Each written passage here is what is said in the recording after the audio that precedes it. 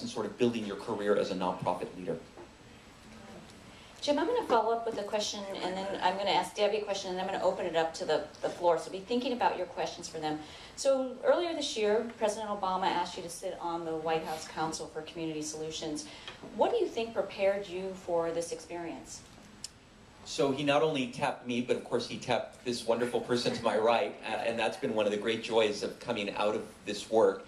I must say, I don't know that I have any idea as to why I was asked to do this, but I was happy to have been asked and privileged to be part of it. But I would say one thing that I've learned about it, it's a very impressive group of people who are on the council, and I put Bobby in that group. And what I would say is that I think one of the skills that I've tried to bring to the group has been that when you're in a room with a lot of chiefs and a lot of people who are kind of accustomed to running their own thing, it's very interesting to then see how that group can work collaboratively when not everybody can be the leader. And I think one of the skills that I've tried to bring, and one of the skills I try to bring in any setting that I'm in, is to really figure out how you can enable a group like that to work effectively as a team.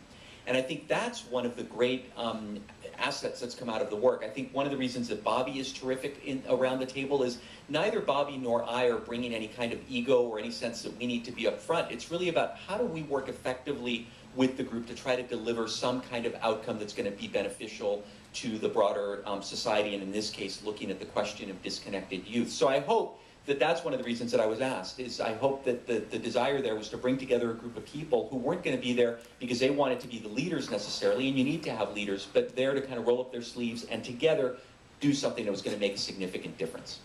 Yeah, I think that's a good call out, Jim, and a really good observation. I would share the same, that it has been interesting to watch 25 decision makers basically having to collaborate. And I do know, because I asked, why did you pick me?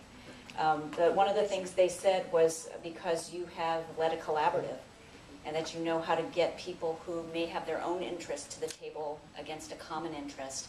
And it's not easy. It's not easy, but most good things don't start out easy. So Debbie, I'm going to ask you my last question, and then I'm going to turn it over to the audience. So what role do you think volunteering can play in preparing someone for a career in the social sector, and does Goodwill leverage volunteers?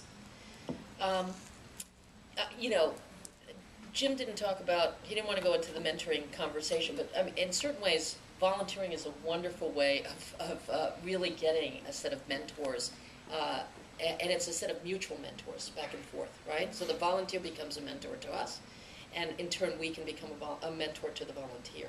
And that's how we look at it, is really very much of a reciprocal relationship around this. So I think there are two things. I think that in terms of social sector organizations, whether it's arts or things like Goodwill or education or whatever, we exist as guardians of community assets. I think that's the difference between the for-profit and the nonprofit, is that I am a guardian of community assets, okay? Not private assets. Or not even, and they're public assets, but we're like a public company in a way that is very different from your typical public company, right? Because we have stakeholders. We don't have shareholders. We have stakeholders, and it's very, very diverse, right? And so I believe that it's absolutely imperative that a social sector organization have a space in its place for volunteers, right? Because it's part of the stakeholder. It is a critical part of the stakeholder accountability that we need to have. So that's number one. Interestingly enough, when I got to Goodwill 7 years ago, there was a ban on volunteers at Goodwill, right? They said, we are a workforce development organization. We're about giving people jobs and making jobs. And if you bring a volunteer in here, you will be taking a job away from somebody in need. And that was the philosophy. And they told me it was illegal. I actually had to get a set of legal opinions and so to prove to them that it's actually not illegal to do this, right? But they believed it was illegal. Today we have a volunteer program. It's actually, we do it very customized, because what we found was that sort of the drop in and out kind of stuff, it's wonderful, but for us and our organization, it's much better to have a very customized opportunity. And so We do it a little bit differently from your typical organization. My board chair is John Power, who runs the volunteer organization, right? He's head of the volunteer organization. He's my board chair at Goodwill, so a lot's changed in the 7 years. So yes, we do. And we do a whole host of things. I mean, we do everything from, we actually have a couple of partnerships with some middle schools. We actually, and public middle school and private middle school. So in Marin, we have a partnership with Marin Country Day, which is a sort of elite private middle school out there. And then we actually do work here with, it's not Horace Mann, I can't remember, but we do some stuff. And we do career development and training as a service learning experience for them, okay? But in turn, you talk about what gives you insights. You bring these young people, we bring these young people, and these are 6th and 7th graders that we bring in, right? And we have to do lots of special things because we have lots of ex-felons, so, you know, getting the parents to sign off on all of this is a big thing, because we have to get, but we have them actually go through the career advising process in a day that we have our ex-felons go through. We actually have them and our people that are getting off of welfare and all those things. We actually, so we do that. We actually have them in dialogue with former folks so that they can, we have a whole dialogue about the choices we make in our lives and how some of the choices can completely derail our lives without even knowing it.